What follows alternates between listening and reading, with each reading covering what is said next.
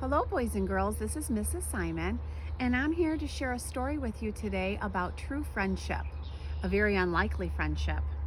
It's about a hippopotamus named Owen and an old tortoise, 130-year-old tortoise named Mzee. Typically, hippopotamuses and tortoises are not friends, but they establish a very true bond that I'm going to share with you through their story.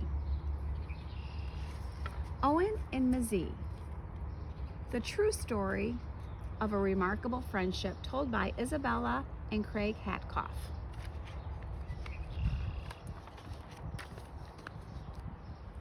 This is the true story of two great friends, a baby hippopotamus named Owen and a 130-year-old giant tortoise named Mzee. The hippo was not always friends with the tortoise. He was not always known as Owen, and Owen was not always famous the world over.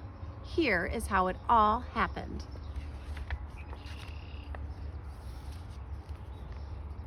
Before the baby hippopotamus became known as Owen, he lived with his mother in a group or a pod with about 20 other hippos. They fed and wallowed in and around the Sabaki River in Kenya, a nation on the east coast of Africa. When he was about 1 year old, heavy December rains flooded the river. The racing water washed Owen and his family down the river until the fresh water became salty and the river flowed into the Indian Ocean, near the small coastal town of Malindi. For days, the people of Malindi tried to chase the hippos back up the river, but the hippos enjoyed grazing in the grasses along the shore in the villagers' yard. But since hippos are the most dangerous animal in Africa, and a full-grown adult can weigh as much as 8,000 pounds, there was very little the people could do. On the morning of December 26, 2004, the sea suddenly rushed high onto the beaches, and surging waves pounded the shore. Many of the villagers' boats were damaged, and many fishermen had to be rescued. Before long, the sea was calm again, but it was a frightening time for everybody.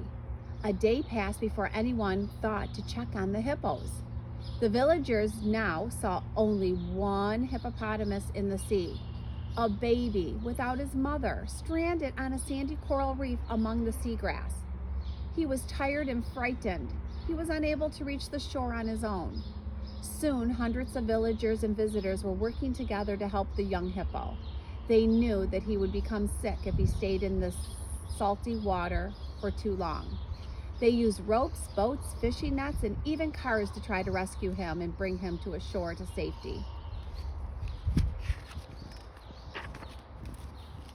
It was soon clear that the rescue wouldn't be easy. Though the baby hippo was only about 2 feet tall, he already weighed a hefty 600 pounds and was slippery and strong. And the hippo was alarmed by all the human commotion. Angrily, he broke through their nets and escaped from their ropes. Hours went by, and the anxious crowds of people who gathered to watch feared the hippo could not be saved. Finally, with a stronger shark net, the rescuers were able to catch the hippo.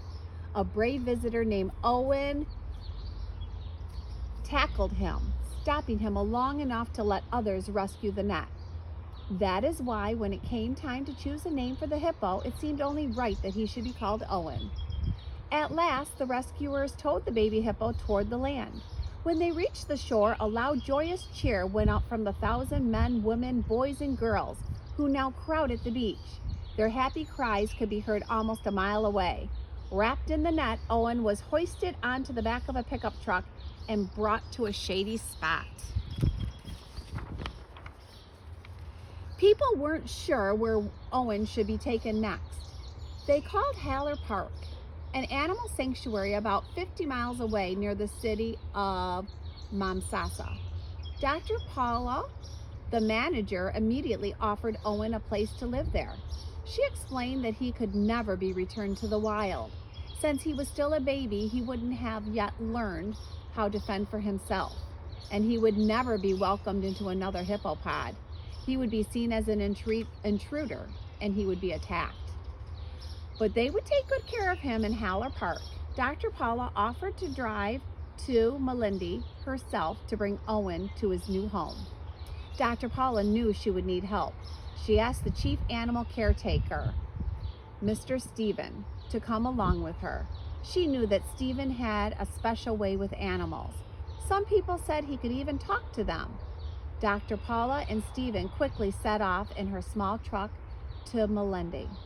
Meanwhile, ecologist Sabine Bayer got to work with others at Haller Park to prepare for Owen's arrival.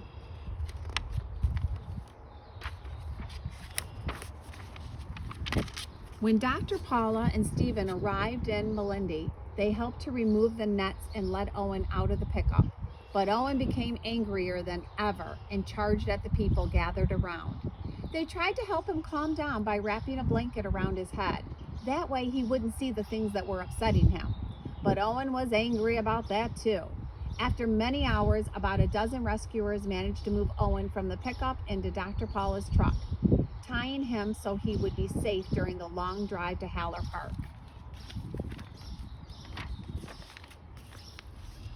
Meanwhile, Sabine and other workers prepare a large enclosure for Owen. They chose a part of the park that had a pond and a mud wallow, as well as tall trees and brush, everything a hippo could want. The area was already home to a number of bush bucks, vervet monkeys, and a giant tortoise called Mzee. Mzee, whose name means wise old man in the Swahili language, was the oldest creature in the park. At about 130 years of age, he had been alive since before Stephen's great-grandmother was born. He wasn't very friendly, except for to Stephen, who seemed to know just what he liked, such as getting tickled under the chin. Otherwise, Mzee kept to himself. No one could have guessed how Mzee's life was about to change. Finally, Dr. Paula and Stephen arrived with Owen, who was now weak and exhausted. As soon as the ropes that held him were untied, Owen scrambled from the truck directly to Mzee. Resting in a corner of the enclosure, Owen crouched behind Mzee, the way baby hippos often hide behind their mothers for protection. At first, Mzee wasn't happy about his attention.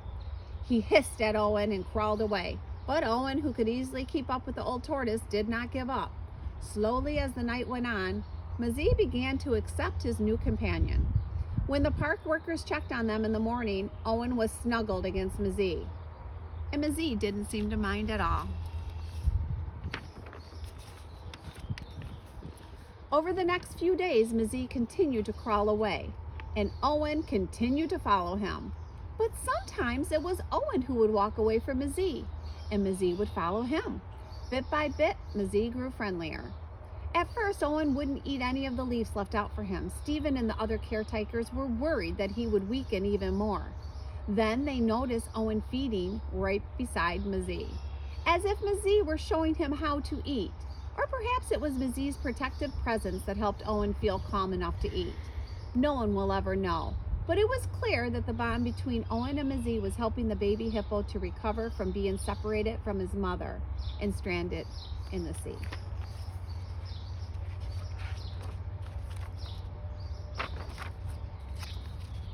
As the weeks went on, Owen and Mzee spent more and more time together. Soon they were inseparable. Their bond remains very strong to this day.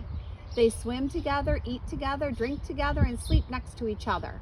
They rub noses. Owen leads the way to a different parts of the enclosure. Then Mzee leads the way. Owen playfully nuzzles Mzee's neck, and Mzee stretches his neck forward, asking for more, just as he does when Stephen tickles him under the chin.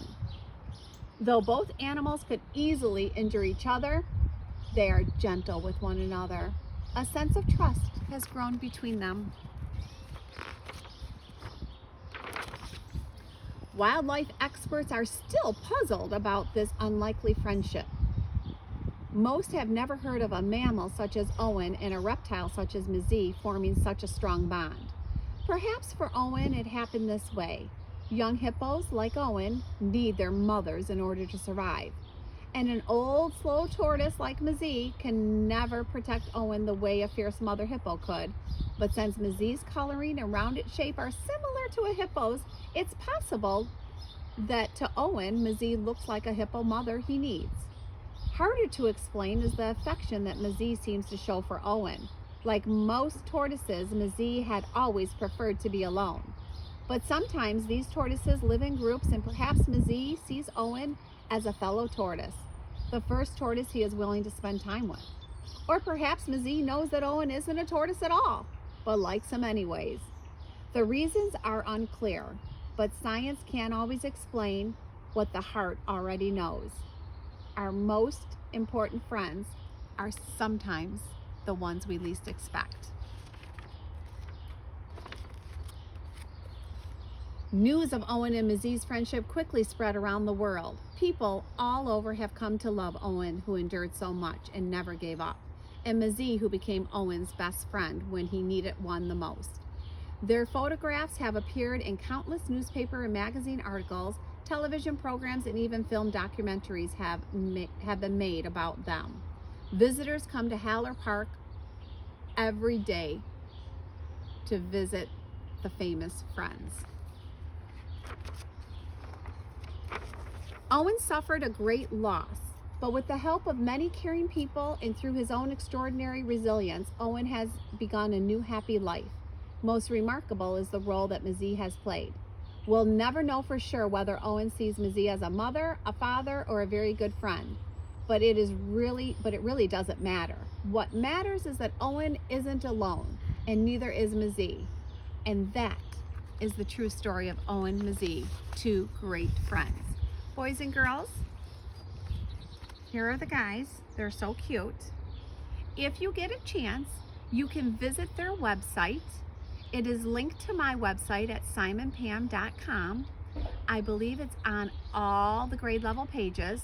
There's a website that takes you to some activities to do with Owen and Mzee, and sometimes they have a live cam up to see them. Take care.